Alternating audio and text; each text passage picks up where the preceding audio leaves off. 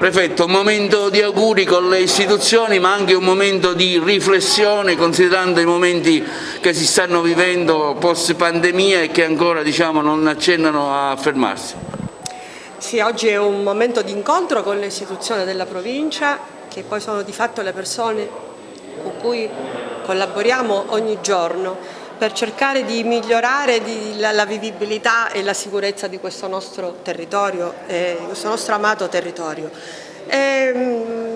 Sarebbe tempo di bilanci, ma a me non piacciono molto i bilanci, perché dico che bisogna lavorare ogni giorno e non c'è mai un momento di stacco, quindi dobbiamo andare avanti.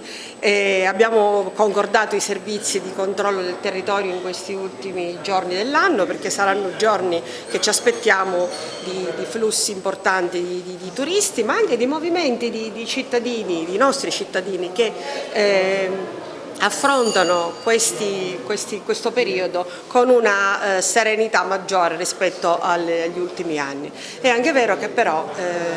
bisogna stare ancora attenti,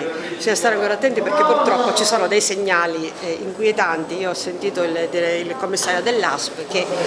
non mi ha lasciato molto tranquillo, quindi diciamo che è stato, così con una battuta, è stato un anno pieno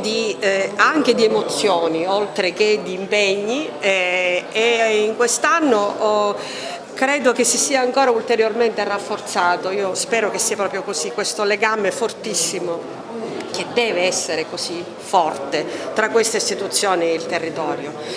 Un territorio che ha tanti problemi, tante criticità, ma io dico sempre ci sono delle persone splendide, meravigliose. Ecco, dobbiamo cercare di dare un messaggio positivo, e credo che in questo voi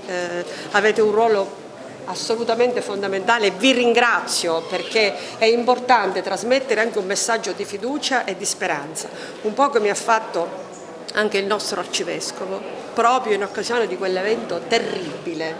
dell'anniversario dei morti di Ravanusa, che anche in questa occasione veramente voglio ricordare, perché questa è una ferita che non si rimarginerà mai, ma proprio anche in quell'occasione così triste e drammatica,